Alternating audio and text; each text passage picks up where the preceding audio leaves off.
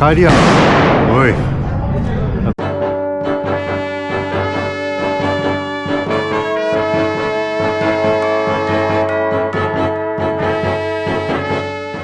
おはようございます。9月16日月曜日、朝9時半になります。今日、一日、宿で、パソコン作業しようと思ってるんですけど、まあ、ちょっと飯は食いに行こうということで、ちょっと Uber で、今から行きたいと思います。Uber チップ20ペソ込みで80ペソ、でやってまいりました。メルカドでサンフアンというところで、サンフアン市場というところです。さあ、サンフアン市場入ってみます。ご飯屋さん以外にも普通のお店とかもあります。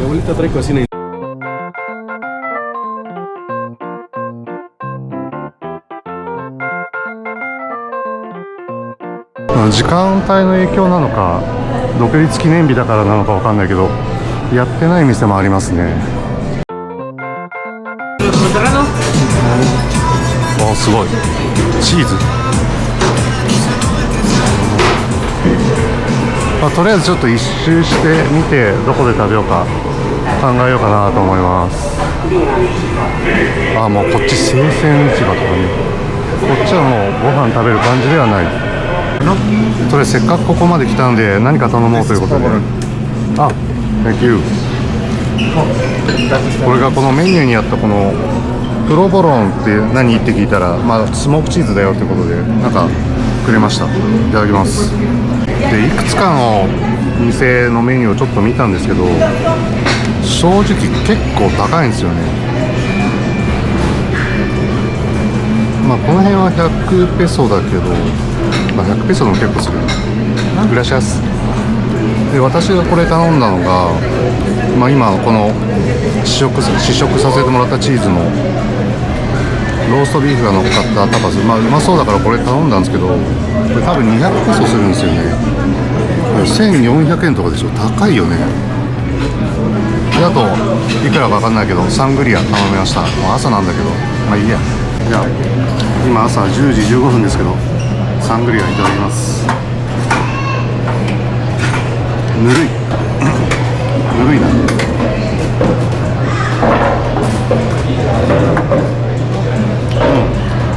なんかわかんないけどワインの味が薄い気がする。気のせいかな。でも当たり前ですけどフルーティーで、美味しくはないかな。このお店はこんな感じで、何なんだろう、チーズ屋さんなのかな。チーズがいろいろ置かれてて、でテーブルがこんな感じでちょっとだけ店先に置かれてるって感じですね。そして来ました、ローストビーフとチーズのタパス、プロボロネか。ローストビーフとプロボロネ、いらっしゃいます。ローストビーフと、プロボロネチーズのタパスです。思ったよりでかい。これなら200ペソでも納得かもしれない。あとなんかオリーブかな、オリーブくれました。それではローストビーフとプロボロネチーズのタパスいただきます。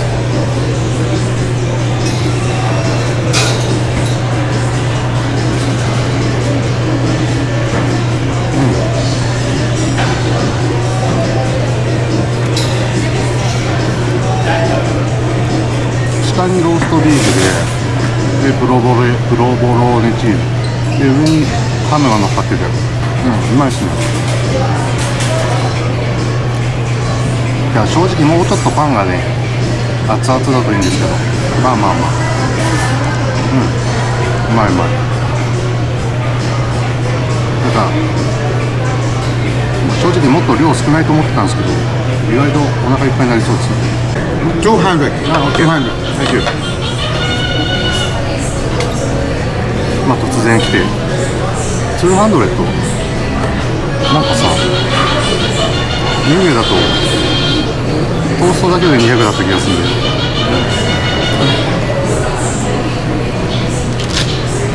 いや、サングリア。サングリア OK。It's okay. More?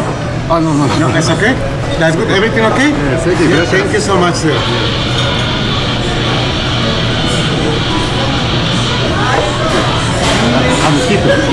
Okay. Thank you so much, sir. Thank you.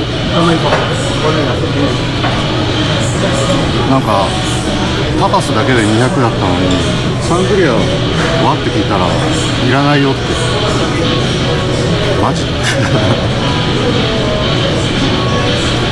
で一応200ペソなんですけど、チップ15%だとすると30ペソじゃないですか。230ですけど、サングリアをタダにしてくれたんで、200チップ込みで250ペソ渡してお会計となりました。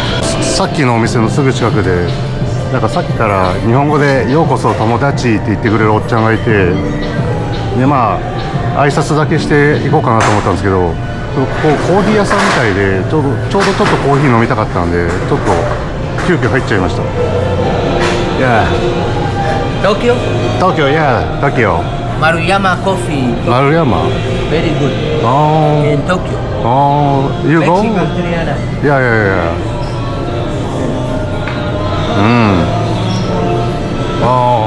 トリップアドバイザーか。いや。Americano. 今ちょっとコーヒー待ってるところなんですけど、正直美味しかったからいいんですけど、正直なんか現地人が集うなんかタコス屋台とか並んでる市場なのかなと思ったら完全にスペイン料理だらけですねさっきの入ったお店以外もタパスとかワインとか置いてあるお店ばっかりでした。ということで今コーヒーが出来上がったみたいです。トリップアドバイザー5 TripAdvisor. Bien. Número 1. Muy bien. ということでトリップアドバイザー 5.0 のコーヒーをいただこうと思います。感じでアメリカーノ。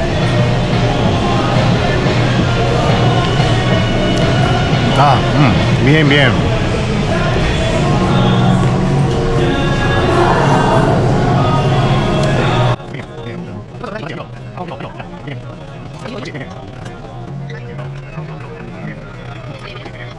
おっちゃんにスマホで動画を撮られました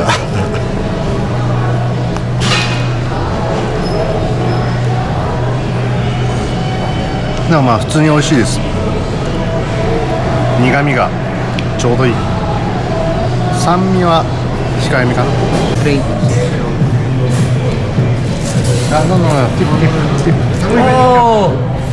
ありがとう。友達、頑張ってね。ありがとう。頑張ってね、友達。30ペソでしたけど、チップ込みでもう50渡しちゃいました。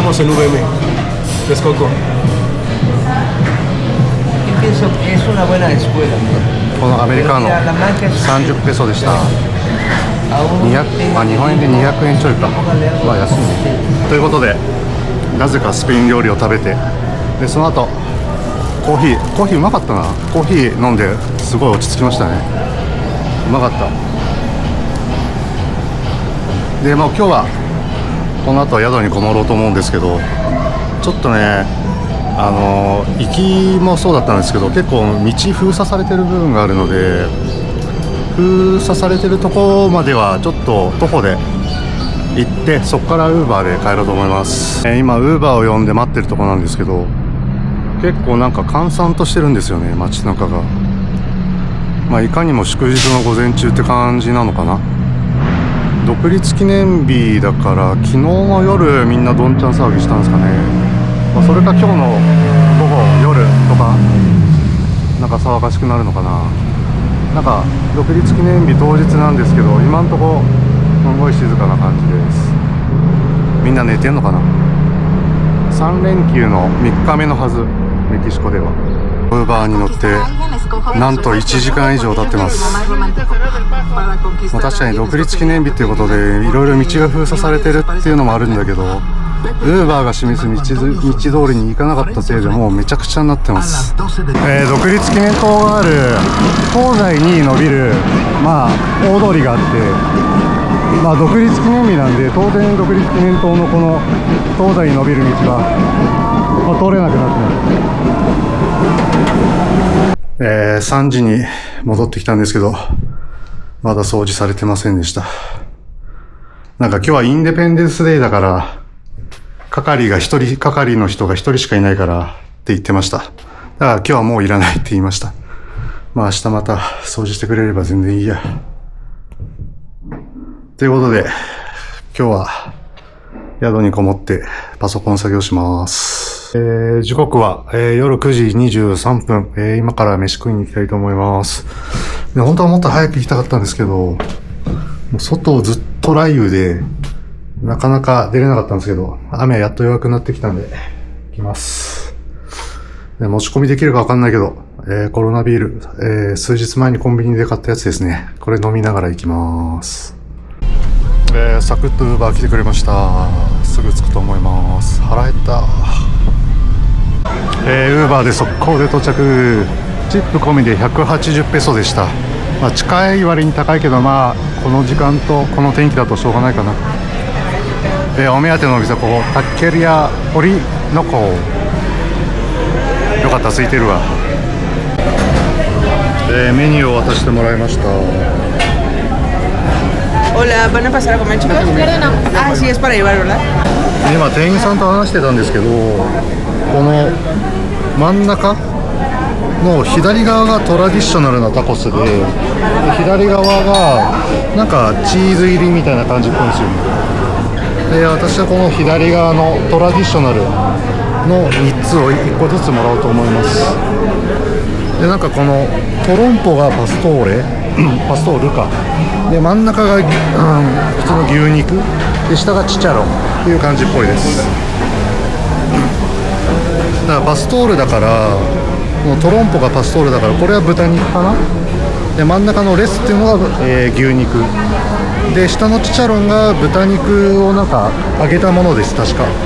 じゃあこれをいただこうと思います。このお店面白くて、なんかそこで会計をして、なんかオーダーと会計をして、で、なんかこの番号札で待ってるみたいな感じみたいです。なんか機能的でいい店ですね。で、これネットでいろいろ調べたお店なんですけど、なんか二郎系のタコスのお店っていう風に書いてあって、めちゃくちゃ腹減ったんでちょうどいいなと思ってこう入りました。で、ちなみに OK かどうかわかんないけど、持ってきたビールをそのまま飲んでます。で、ちなみにタコス3つで118ペソです。で、クレカ払いできて、しかもメキシコシティで初めてタッチ決済できて、めちゃくちゃ楽でした。楽しみに待ちたいと思います。今持ってきてくれました。正直二郎系というにはそこまで大きいわけではないけど、でもめちゃくちゃうまそう。何これ。グラシャス。で、おそらくこれがチチャロンですね。なんか豚肉揚げてるっぽいんで。で、こっちはどっちがどっちかな。ちょっと食べてみないとあれだけど、あれかな、こっちが牛肉かな。で、こっちが豚肉だから、これが、この前食べてめちゃくちゃうまいというか、個人的に一番好きなパストールで、こっちが牛肉っぽい気がします。で、トッピングも今いろいろ持ってきてくれて、うまそうですね。じゃあいただきます。いただきます。で、何個か入ってる、これはサービスというか付け合わせのポテトみたいですね。じゃあ初挑戦のチチャロンからいただきます。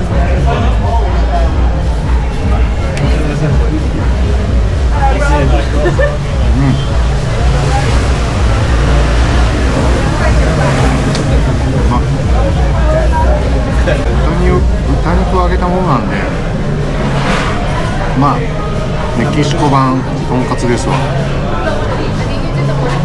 まずいわけない。で、このチチャロンと、あとビーフのタコスには何気にアボカドまで入ってますね。なんかこの店安いのに、なんかちゃんといろいろ入ってる感じがあって、めちゃくちゃいいな。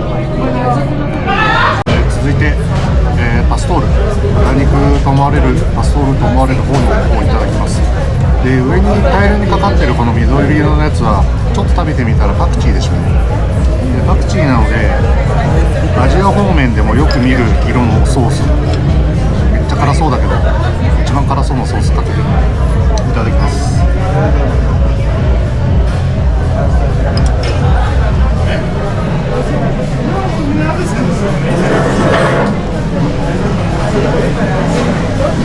豚肉はカリ、こっちもいやさっきみたいに揚げてるってほどでもないけどカリカリになっててうまいです。ただパクチーの味がめっちゃ強いですね。まあこんだけかかってるから当たり前なんだけど、パクチーダメな人はダメかもしれないけど自分は大丈夫なんでありっすね。で最後に、牛肉のいただきます。でアボカド、こっちもアボカドがなってて、で牛肉でかくないですか。トルティーヤからはみ出してる。でこれ何のソースがいいかな。わ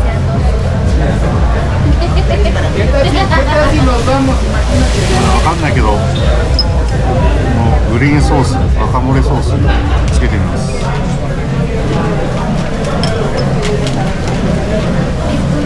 いただきます。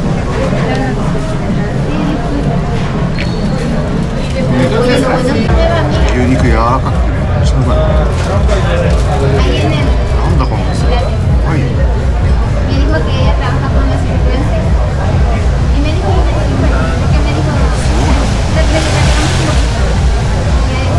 ちなみにパストールが29ペソで、今食べてる牛肉が47ペソで、最初に食べたチチャロンが42ペソ。安いな。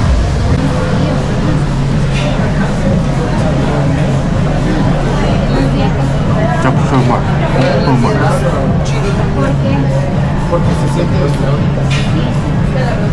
っぱタコスって、まあ、もちろん店によるんだろうけど、まあ、30ペソ40ペソぐらいで食べられるのかなっていうもともとイメージある。でこの店は実際そのぐらいの値段なんで、それでこの味でしょ。間違いなく私がメキシコシティで行ったお店の中でダントツナンバー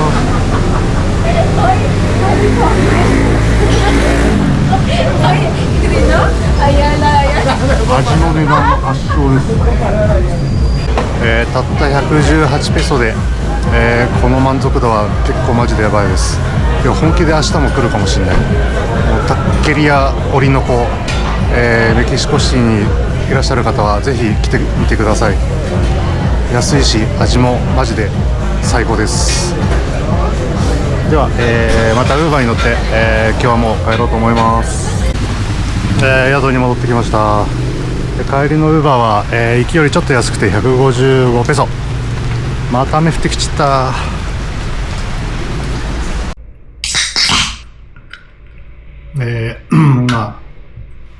今宿に帰ってきまして、ちょっと飲み足りないんで数日前にコンビニで買ったレモンドをいただきながら、ちょっとまあいい加減動画編集しなきゃなっていう感じでまったりしてるところです。でちなみに今の時期のメキシコシティの天気って毎日ほぼ一緒で、昼間は晴れて、で夕方から夜にかけて必ず雷雨、雨が降るっていう、そんなパターンですね。まあ降り始める時間帯と止む時間帯はまあ微妙にズレはあるんですけども、ほぼ毎日同じ天気です。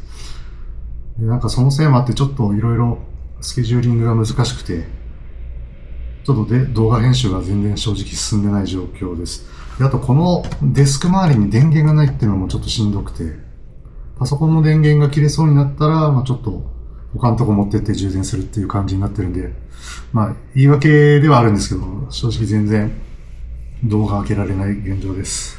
あさっての夜のフライトで次の目的地へ飛ぶ予定なので、まあ実質明日が最終日みたいな感じになると思います。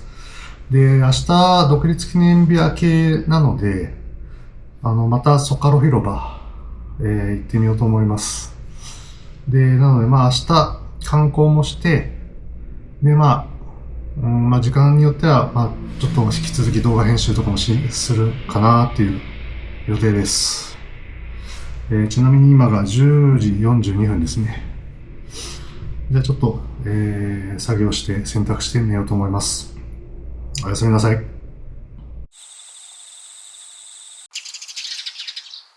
おはようございます。9月17日火曜日、朝8時50分です。早速、観光と、あとまあその前に朝食食べに行きたいと思います。で、今日はもう独立記念日明けたので、まあ多分交通機関も大丈夫だと思うので、メトロバスとメトロ地下鉄を乗り継いで、目的の朝食レストランまで行こうと思います。今まで何度も利用している、独立記念塔のすぐ近くのエル・アンヘルというバス停に着きました。で、このメトロカードのチャージの方法なんですけど、まあ、このリカーガっていうのが押して、リカーガ多分リチャージっていうでカードをここに差し込んで、まあなんか表示出てくるんですけど、これをこのままコインを入れていけば、チャージしたい金額のコインを入れれば OK で、入れてまたリカーガかな。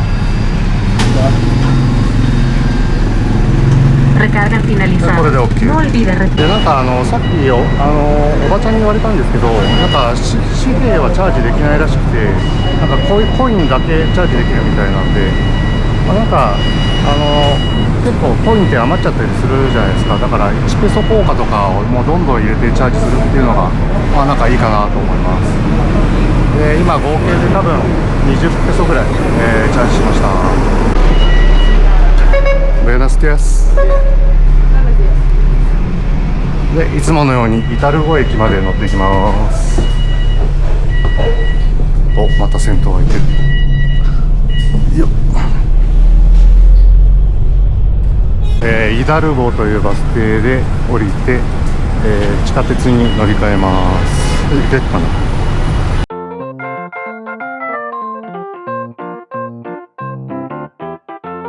で、あそこがイダルゴの地下鉄駅なんですけど、その周辺がなんか微妙にスラムっぽくなってて、あの辺は撮影しない方が無難です。最初来た時ちょっと兄ちゃんに言われてちょっとビビりました。では、地下鉄のイダルゴ駅に乗っていきます。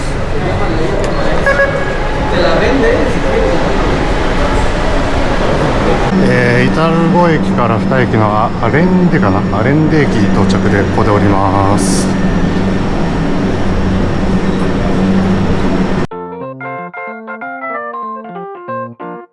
ちなみにメトロ降りるときは何もせずに通ればいいだけです。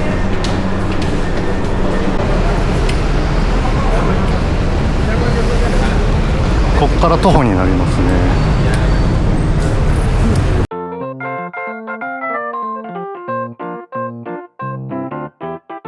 駅から歩いて5分かかってないぐらいかな。お目当てのお店来ましたね。もうエル・カルデナルって読むのかな。こちらの方入ってみようと思います。で、何にしようかなと思ったんですけど、メニューを Google レンズで翻訳したもので、このエンティラーダ・ティエラ・カリエンテっていうのを頼みました。なんかここ普通の洋食卵料理とかオムレツとか、その辺のメニューもあったんでちょっと惹かれたんですけど、まあどうせならメキシコ料理ということで、グラシアス。なんかトルティーヤにスクランブルエッグが入ってるということで、なんかわかんないけどメキシコと洋食の折衷、メキシコ洋食とメキシカンのなんか混ざったようなものだというような印象を受けたのでこれにしました。で、最初入店時にコーヒーって言われたんで普通にコーヒーもらえて、あとパンもなんか何種類かパンを持ってきてくれたんですけど、なんか一番よくわかんないものを頼みました。で、ジュースはさっきおすすめのジュースくれって言ったんですけど、おすすめのジュースはってことで持ってきてもらったのはオレンジジュースでした。まあ普通に美味しい。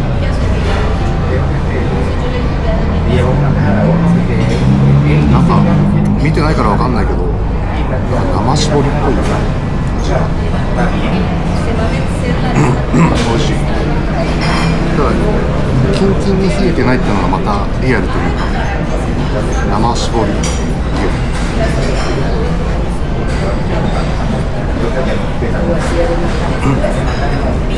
あとこのパンなんですけど、ちょっと食べてみようと思います。柔らかい。めっちゃ柔らかい。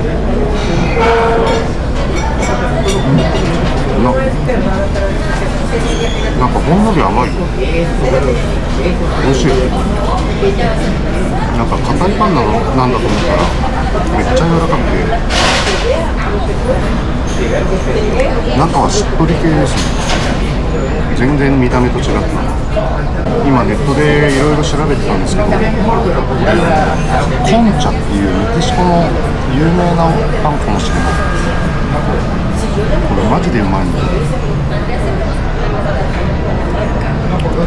甘さはほんのりなんだけど、外がサクサク、中がしっとりって感じ。マジでうまい。もう一個頼みたいぐらい。そして頼んだエンチラーダティエラカリエンテ来ました。でこれが揚げたトルティーヤにスクランブルエッグとビーフジャーキーを詰め、豆を敷いてグリーンソースをかけ、クリーム、チーズ、玉ねぎをトッピングしたっていう風なメニューには説明になってました。でもこんな巨大だと思わなかったな。朝食メニューだったから油断してる。早速いただきます。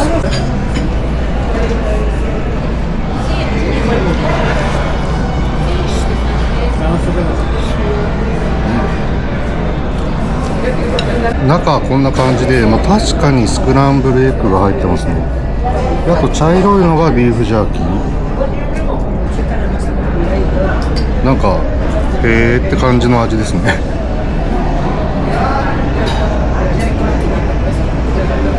メキシカンなんで当然トルティーヤのトウモロコシの味が強いですね。正直朝から食べるものかと言われると微妙です。美味しいですけどね。今エンチラーダ食べ終わって、もうお皿は下げられたんですけど、正直トウモロコシの味に飽きましたね。本当申し訳ないですけど、正直言うと嫌悪感を感じるレベルで来ましたね。いや、普通の洋食のブレックファーストメニューすればよかったなってめちゃくちゃ正直後悔してます。いや、美味しいんですよ。美味しいんですけどね。いや、皆さんにはぜひ食べていただきたいものなんですけど、私個人的にはもうトウモロコシの味がもうダメだ。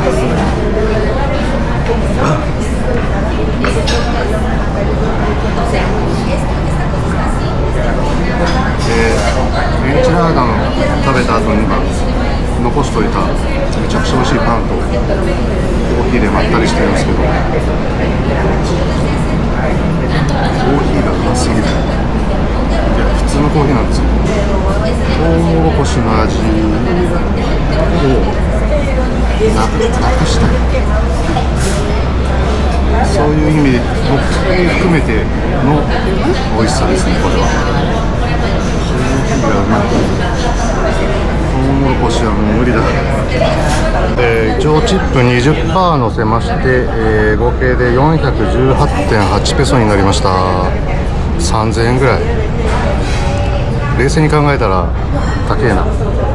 朝食でこれはきつい。さっきのお店から徒歩もう1分ぐらい、もうすぐそこに、ソカロ広場です。やっぱり独立記念日が終わったからか、もう完全に開放されてますね。よかった。いやー、やっぱめっちゃ広いっすね。どんな感想だよって。風が吹いてればこのめちゃくちゃでっかいメキシコ国旗がたなびいてるんでしょうけど、でもやっぱこんなでかいとちょっとやそっとの風じゃ無理だよな。いやー、すげえ開放的。4日前だっけ、4日前に来た時はもうこの辺来れませんでしたからね。あ、でメトロポリタン大聖堂もちょうどいいところから見えるんで、もう4日前に見た時より全然綺麗に見えます。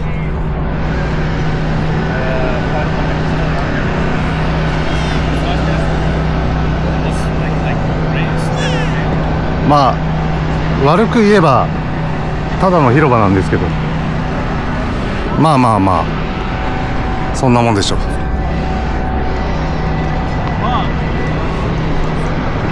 やっぱこっから真正面から見たメトロポリタン大聖堂がいいですね。まあ、形がかっちょいいっすね。まあただの広場ですけど、であと4日前に行き忘れたテンプルマヨールっていうのがこのメトロポリタン大聖堂の脇にあるんで、ちょっとそっち行こうと思います。結構この辺では靴磨きやってるおっちゃんが結構いますね。結構繁盛してるみたいでいいことですね。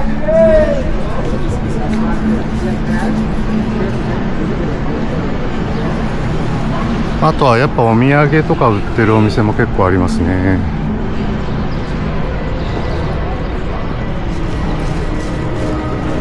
でこっちはメトロポリタン大聖堂の側面。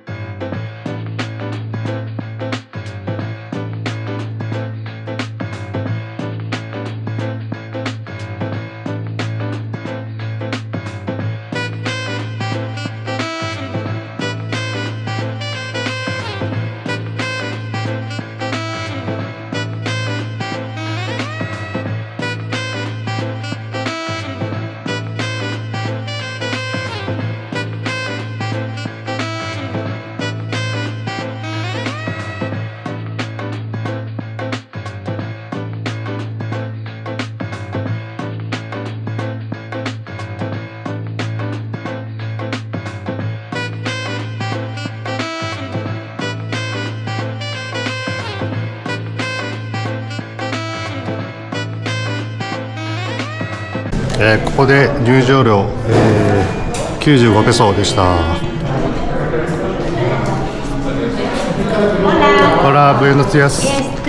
今入場したんですけど、なんか自撮り棒はダメだってことでカバンの中にしまいました。まあそれだけなんで大した問題じゃないですね。でこれがテンプロマヨールそのものということですかね。そうっすか。でまあこの辺がアステカ文明の出土品ということなんでしょう。あれここで終わり？ちっちゃ。であと一応あれか、さっき丸見えだったところに行けると。いやもうこの丸見えだったところもう中に入んなくても見えるしな。95ペソ払って室内のちっちゃいものだけ、ちょっとこれはどうなん？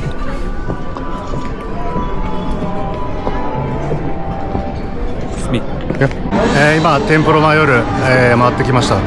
さっきその辺でビデオはダメだよって言われたんで、すいません、ちょっと動画撮影はできていないんですけど、今駆け足で回ってきました。で今入り口の建物と、あともともと丸見えだったここの奥にもう一個建物があって、でそっちの建物が結構広くて何階建てにもなっていたんで、そこを一応駆け足で回ってきました。でなんていうんですかね、ちょっと私の場合はちょっと私の問題でいろいろあれなんですけど、考古学とかあと文明とか、そういった昔のことが好きな人は入ってみるべきなんじゃないかなと思います。であとちょっと一応誤解のないようにお話ししておきたいんですけど、私は日本以外の他国のなんていうんですかね、観光地とか、文化とかそういったものを腐すようなことって嫌いなので、そういう意図はないってことは、お分かりいただけると助かります。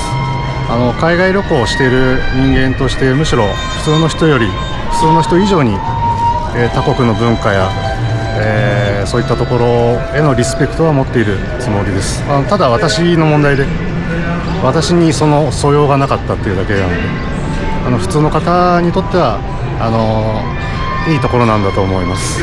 なのでちょっとそこだけ申し訳ないんですが、ご理解いただけると助かります。ビデオダメなら書いとけよ。ソカロ広場を抜けて、朝食を食べたレストラン付近を今歩いてます。でこの辺がセントロって呼ばれる地区で、おそらくメキシコシティで一番の繁華街になるのかな。セントロっていうぐらいだからそうじゃないとおかしい気がするんですけど、で周りにはお店ばっかりですね。ただなんていうのかな、いい意味で興味を惹かれるようなお店は意外とないかもしれないです。じゃあこのセントロをブラブラ散策しつつ、次の目的地に向かいます。なんか今日平日の昼間なんですけど、なんかすごい人いるな。本当に平日っていうレベル。ちょっと働いた方がいいんじゃないの？ソカロ広場から歩いて15分ちょいかかったかな。目的地着きました。ムセオ・デル・テキーラ・イ・エル・メツカル。メキシコについて、今日で5日目なんですけど、昨日の夜重大なことに気づいてしまいました。せっかく初めてメキシコに来たのにテキーラ飲んでないっていう事実が判明しました。このままテキーラを飲まずにメキシコ出たら多分有罪なので、テキーラメスカル博物館にやってまいりました。じゃあ中に入ろうと思います。入場料75ペソでした。でただ、ちょっと衝撃的な事実が、中ビデオダメらしいです。ちょっとじゃあ申し訳ないんだけど、ちょっと動画なしで。今屋上に上がってきたんだけど誰もいない。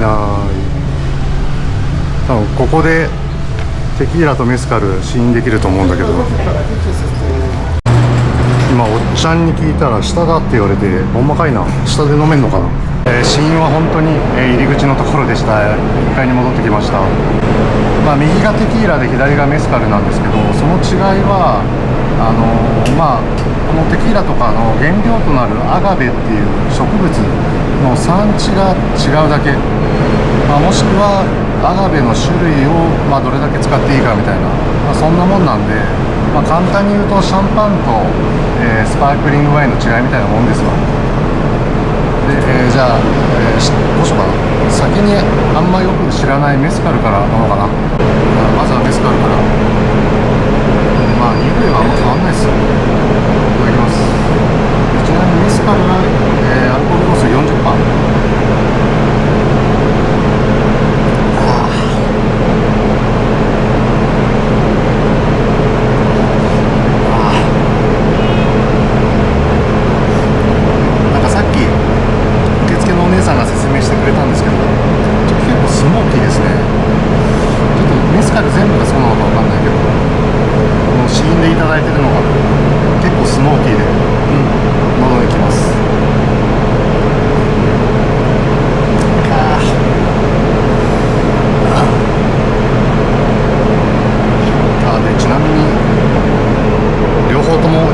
アガベって書いてある。 100% アガベ。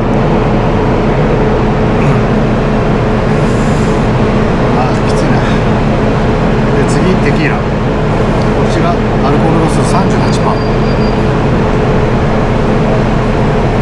いただきます。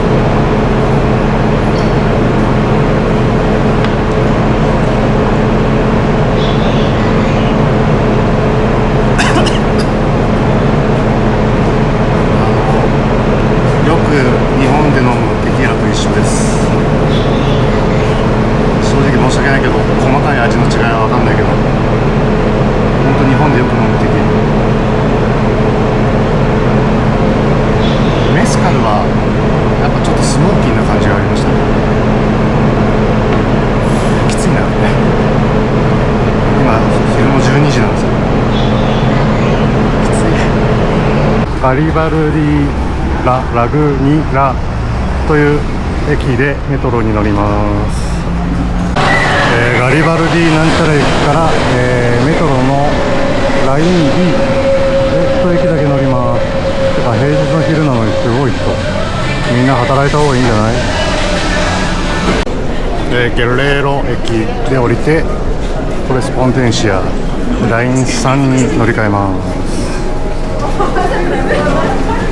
で2駅乗ってフアレス駅で降ります。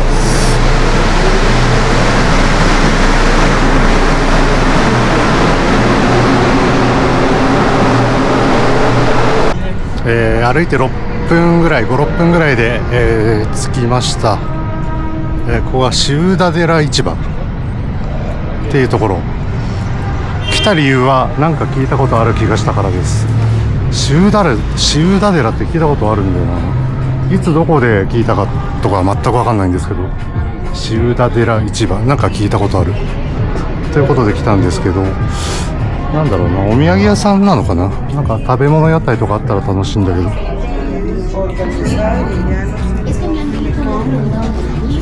ラ・シウダデラ、どこで聞いたんだろうな。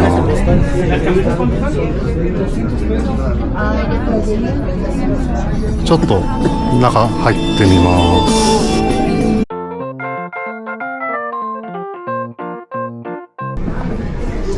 No foto ni video. ノーケー。ノーフォトノービデオって言われました。なんで？市場でしょ多分。さっきとは違う道を来てるんですけど、もうお土産屋さんですね。さっきレストランが1軒ありましたけど、なんかそういったものを飲み食いできるようなところっていうのはさっきのその1軒ぐらいかもしれない。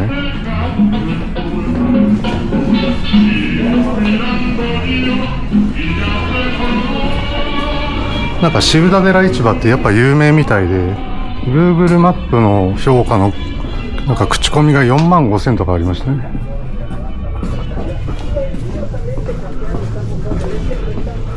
だから多分観光客はここに来てなんかお土産買う人は買うのかな。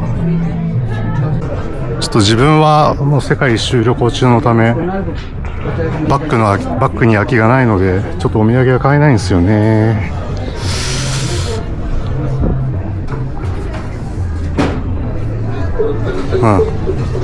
シウダデラ市場はこんな感じでした。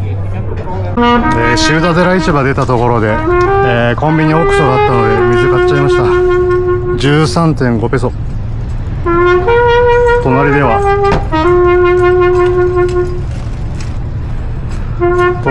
路上トランペッタ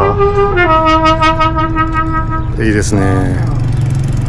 今シウダデラ市場から、出て歩いてるところなんですけども、次向かうところが、徒歩12分ぐらいなんでもう歩いちゃおうかなと思って歩いてます。でさっきシウダデラ市場でなんか途中でノーフォトノービデオだみたいなことを言われてたんですけど、あれっすよね、あれシウダデラ市場ただのメルカドなんで撮っちゃダメなわけないんですけどね。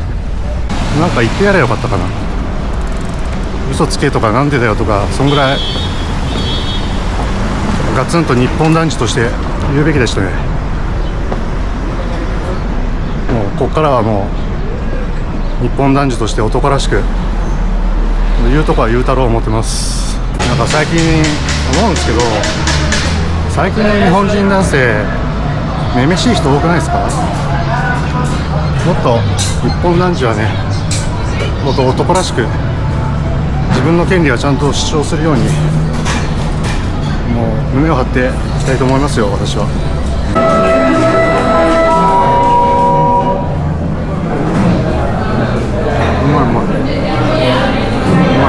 やってきたのがここチュレリア・エル・モーロでいいのかな、チョコラテリアとか書いてある。入ってきます。店内はこんな感じです。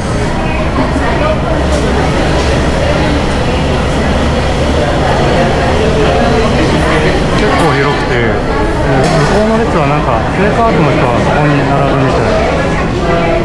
店内で食べる場合は席に座っておく。意外と空いてた。チュロスってスペイン発祥のお菓子なんですけど、ただメキシコに使ったのは結構昔らしくて、ネットでは16世紀って言ってたんですけど、メキシコでも結構食べられてるらしいです。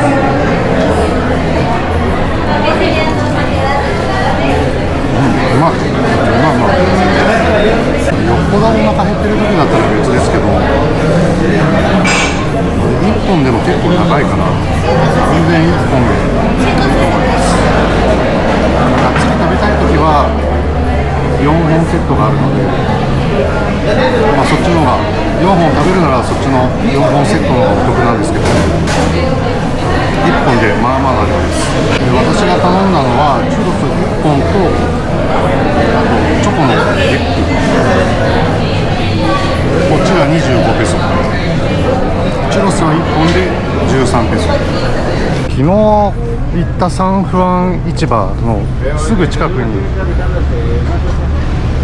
もう1個サンフアン市場があったんで、あれ、しかもなんかこっちのが規模でかそうだな。なんかまさに俺が理想としていた市場なんですけど、マジか、昨日こっち来ればよかったな。飲食店が立ち並んでます。めっちゃ楽しそうじゃん、こっち。失敗したわ。昨日もう一個のサンフアン市場行ってスペイン料理食べただけでしたからね。うわ、何これ、めっちゃ楽しそう。うわ、マジか、こっち来ればよかった、昨日。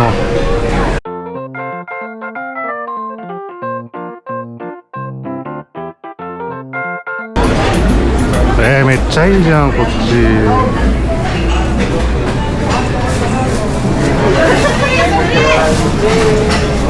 うわ、ちょっとこれは後悔するな。何これ、超楽しそう。なんで同じ名前の市場が2つあるかな。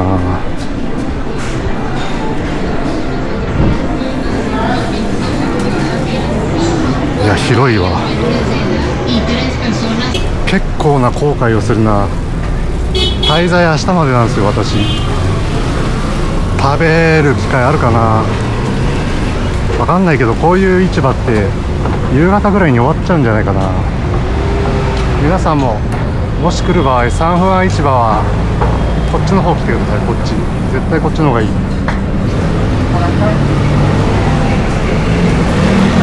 まそう。なんか普通に洋食もありそうだし、メキシコ料理は多分何でもあるんじゃないかな。こっちは大通り沿いにあるメルカドサンフアンなので、こっち来た方がいいと思います。こっち来とけばよかった、本当に。ウーバーに乗って宿に帰ります。ちょっと天気が悪くなってきた。ウーバーで宿に戻りました。チップ込みで115ペソということで、部屋に戻ってきたけど、その前に美味しすぎるオレンジジュース2本、買ってきました。42ペソで、今日、夜まで休憩プラス動画編集作業をしようと思います。夜7時50分になりました。夜飯食いに行こうと思います。で、今夜がメキシコシティ最後の晩餐になるので、ちょっと、ガツンと飲みに行けるような店に向かおうと思います。で、普段ならもう Uber 使っちゃうんですけど、今回メトロバスでも行けそうなので、節約のためメトロバスを乗り継いでいこうと思います。で毎度おなじみエル・アンヘルというバス停まで、向かってます。今回はアマヤックかな、ここで降りて、別のメトロバス、4番のメトロバスに乗り換えになります。歩いて数分でフブリカ、のバス停に到着。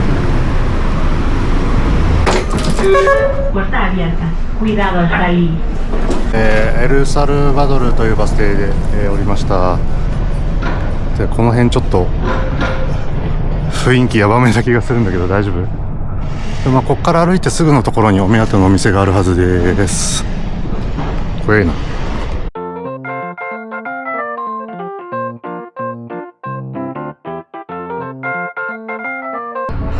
今ちょっとよろしくないところを歩いてるような気がします。しかもなんかさっき降りたバス停が Google マップとちょっと違ったんだよな。やってきたのが、どうなんだ、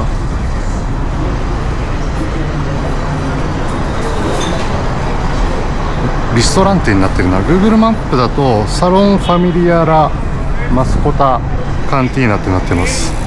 すげえローカルっぽいけど突入したいと思います。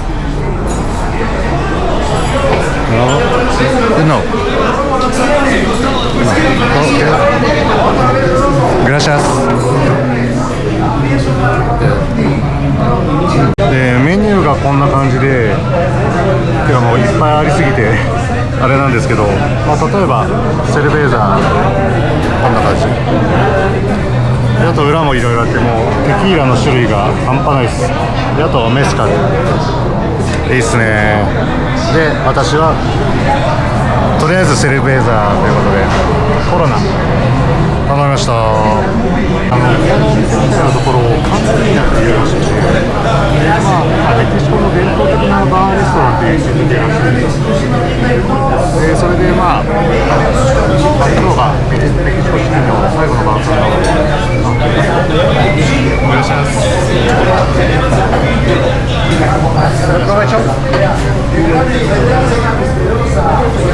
で今ちょうどですね、食べ物をコーンクリームスー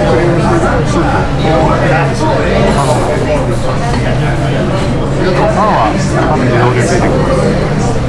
でカンティーナのすごいところが、全部のカンティーナがそうじゃないかもしれないんですけど、でこの店はお酒、飲み物を3杯頼んだら食べ物これ全部無料になるらしい。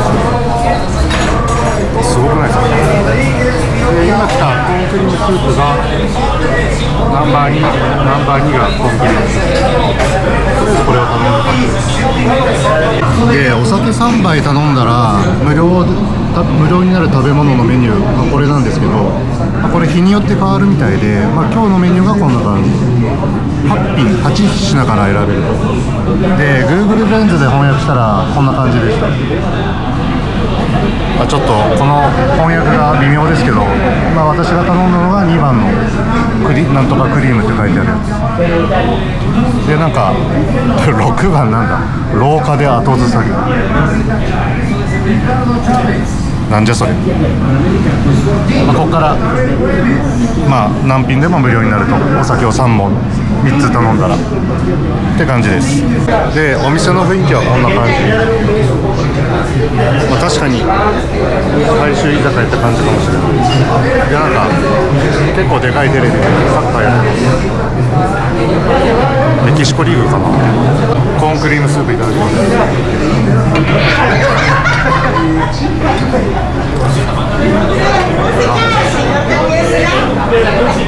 本で飲むコーンクリームスープ変わらないっていうことは美味しいってことです。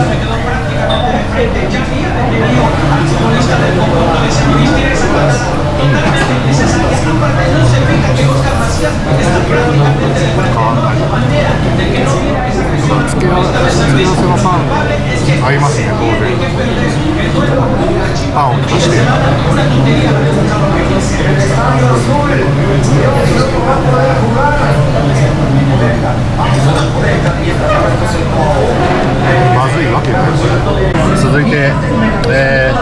昼間も飲んだメスカル頼みました。で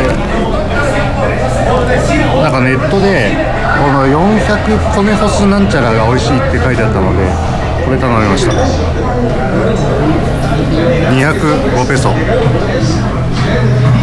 と、あと食べ物はこれですね。でこれがさっきのメニューだとこのナンバー7グリーンソースのチキンファヒータっていうのを頼みました。めちゃくちゃうまそうじゃん。でこのチキンファヒータ一口食ったんですけどチキンがゴロゴロすごいで結構ピリ辛結構辛いで味が胡椒系の味をベースにしてでなんか若干香草パクチー系の香草系の味がします。でもうまいっすよ。続いてメスカル結構な量よこれ。高いですよ結構な量よ。日本で飲むテキーラのショットの3杯4杯分ぐらいある。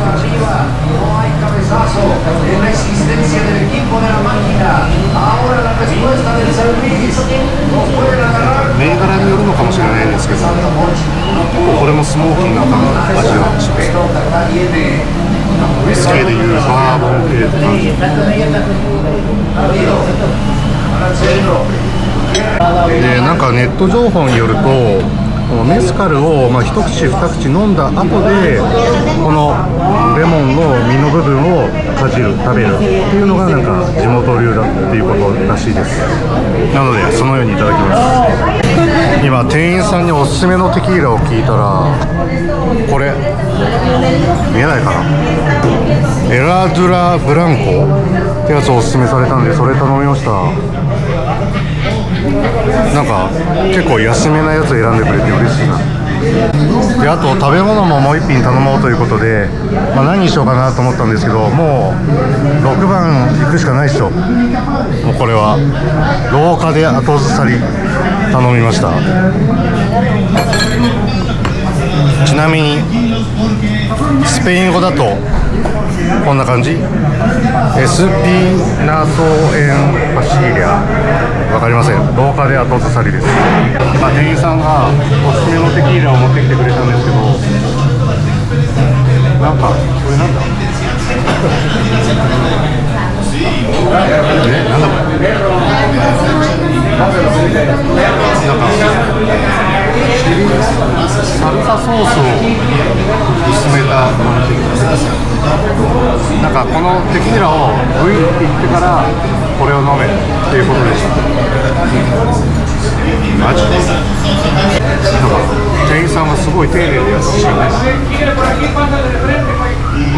さあ言われた通り行きたいと思います。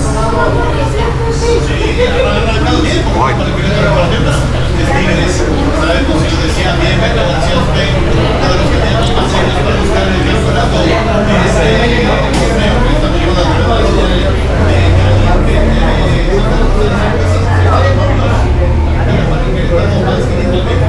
正直言うと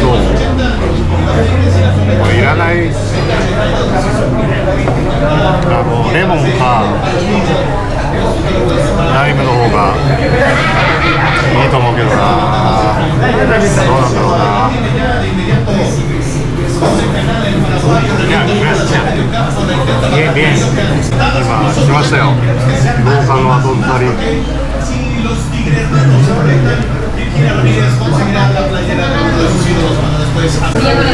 とんでもなくでかい肉が来ました。廊下の後ずさり。ちょっと食えるかこれ。今ちょっとナイフを入れてみたら結構骨の部分が多くて可食部はさっきの見た目の半分もないかもしれない。いただきます。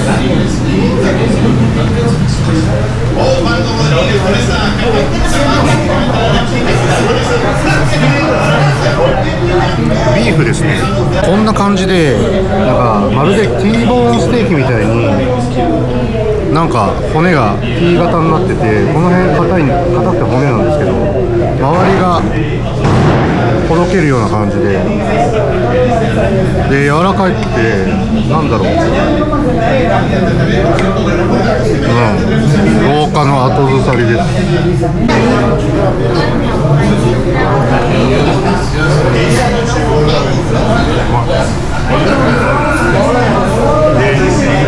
もうソースは完全にビーフシチューのソースだから、もう完全に赤ワインにめちゃくちゃ合う感じ、うまいです。これ無料はすごい。まあ正直ドリンク代にご飯の料金も含まれてる感じで、ドリンクが高いんですけど、でも美味しいですね。赤ワインをめっちゃ飲みたいけど、ここはメキシコなのでテキーラ。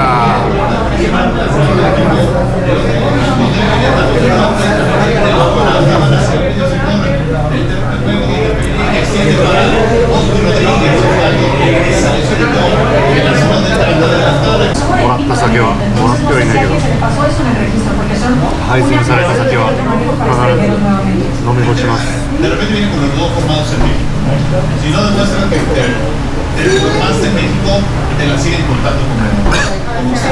ール1杯と1本かメスカル1杯とテキーラ1杯、なんとか飲み干したんですけど、普通に酔っ払いました。さすがに酔っ払うの早いだろうって思われると思うんですけど、メスカルとテキーラの量がやっぱ多い。普通に酔っ払います。と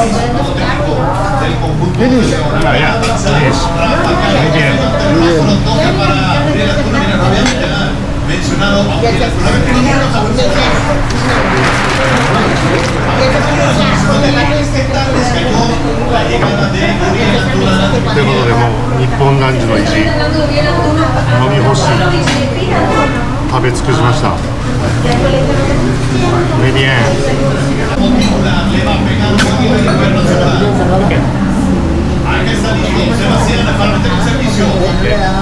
お願いします。チップ 15% で566.95 ペソ、4000円ぐらい結構したな。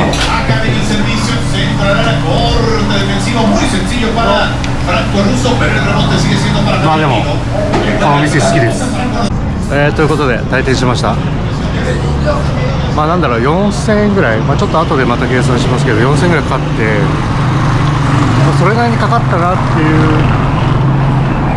思いもあれば、がっつり酒飲んだからなっていうのを含めると、まあこんなもんじゃないっていう気が正直自分はしてますね。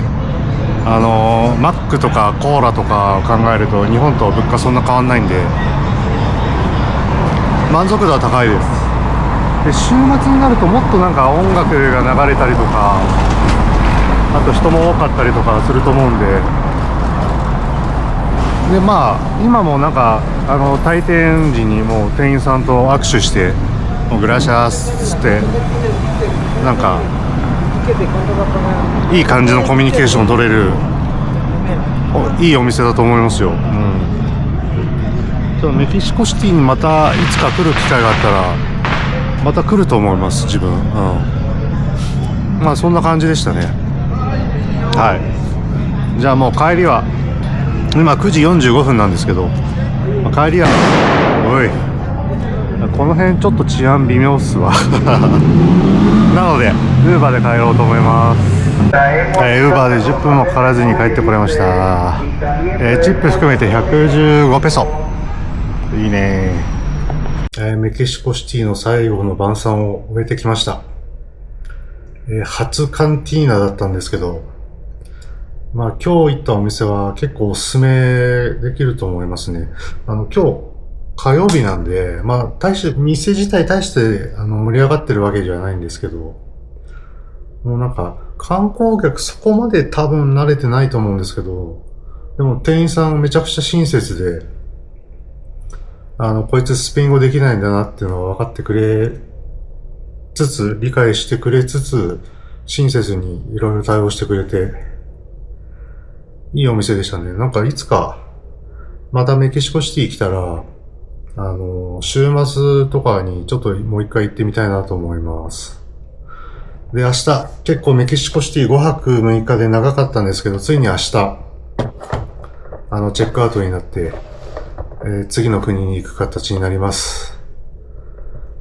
ロサンゼルスでもらったマックス・マンシー君と一緒に、また次の国へ、旅立とうと思います。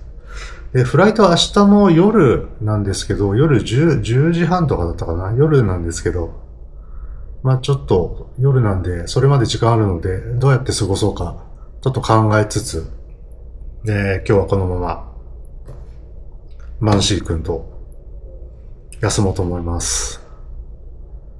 いやーでも、酔っ払ったな。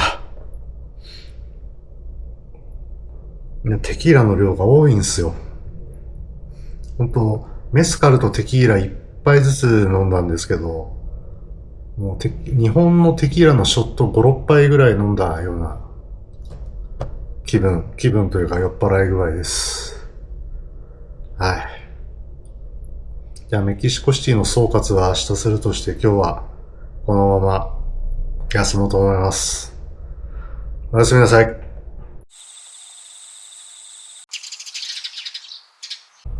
おはようございます。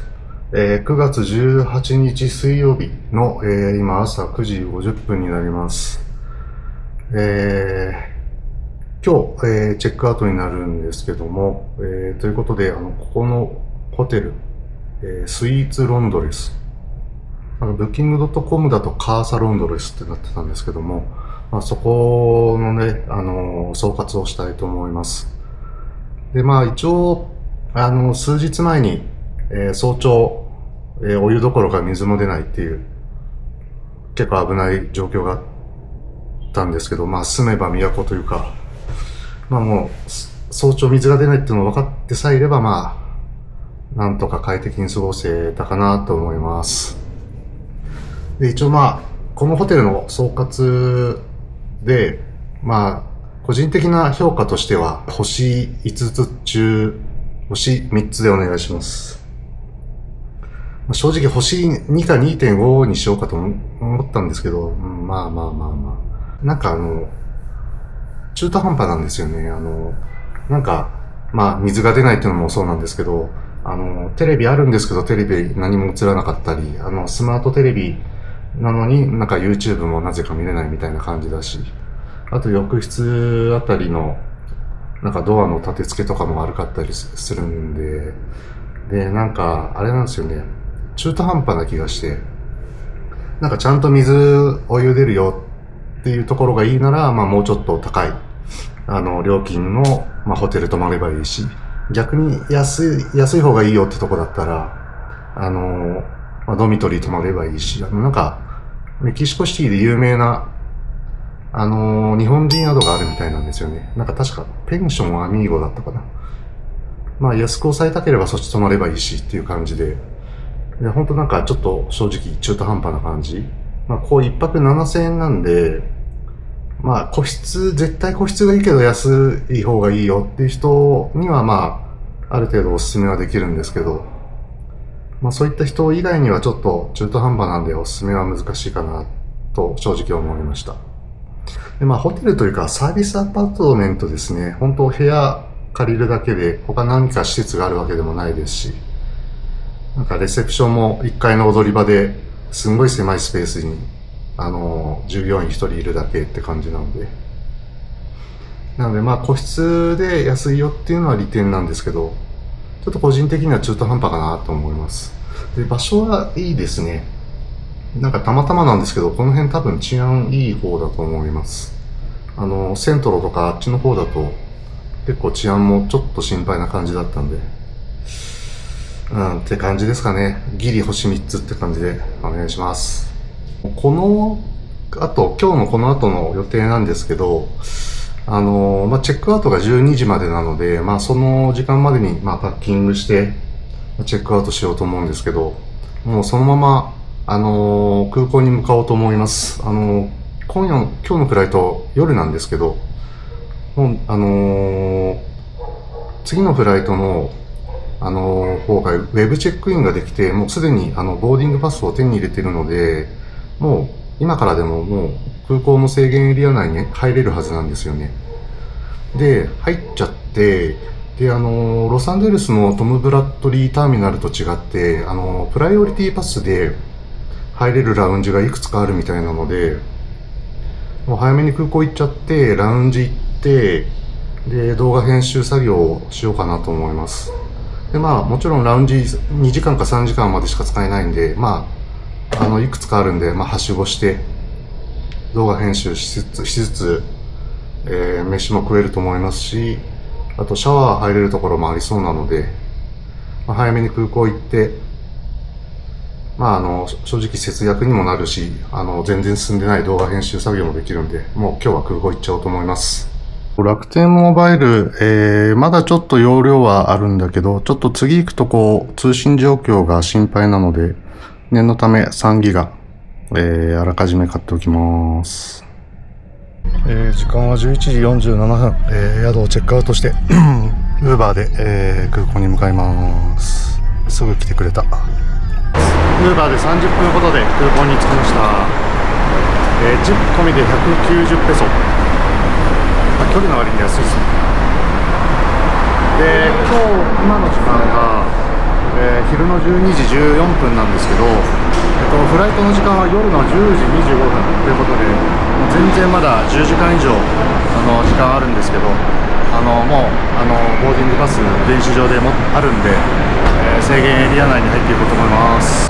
今メキシコシティの空港のターミナル1の、ビッグポートラウンジというところにおります。もうメキシコは出国したことになるので、なるというか出国したので、まあ、メキシコシティの、総括をしたいと思います。実はメキシコって今まで自分が行ったことのない国の中で本当に1、2を争うぐらい行きたかった国なんですよ。で、ただメキシコシティってなんか治安悪いようなイメージあったんですよ。ありません？皆さんも。なんかリゾート地とかだと治安は良さそうですけど、なんかメキシコシティってなんか治安が結構不安で、まあそれで初めて個人旅行できたので、正直めちゃくちゃビビってたんですよね、車では。ただね、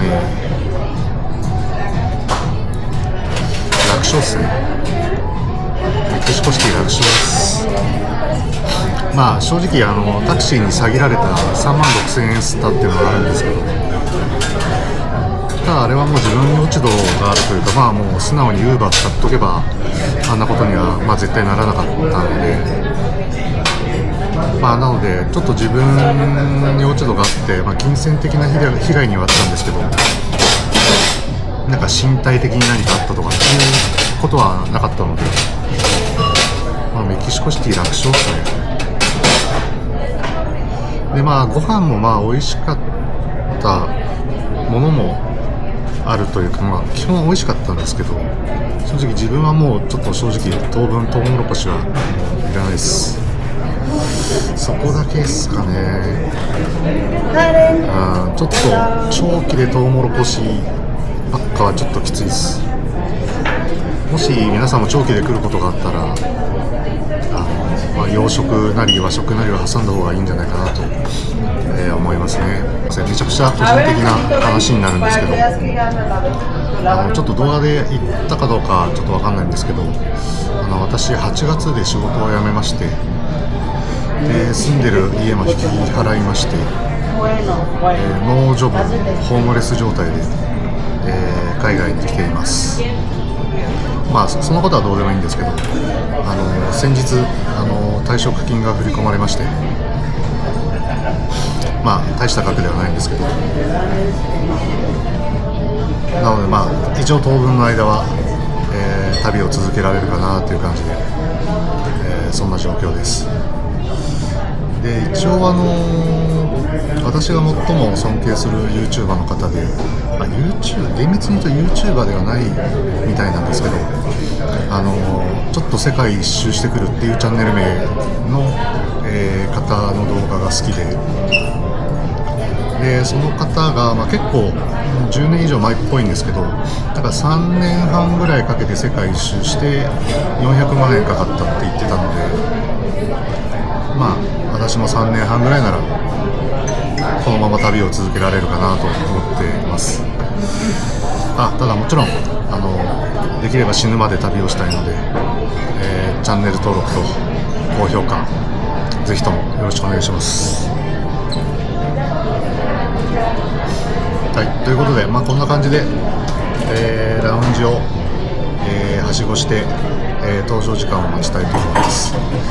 で、今回、乗るのが、ロサンゼルスからこちらに来た時と同じボラリス航空という、メキシコの LCC になります。フライトの時間が変更なければ、夜の10時25分発、となりますので、それまでラウンジで動画編集、行いたいと思います。はい、それでは。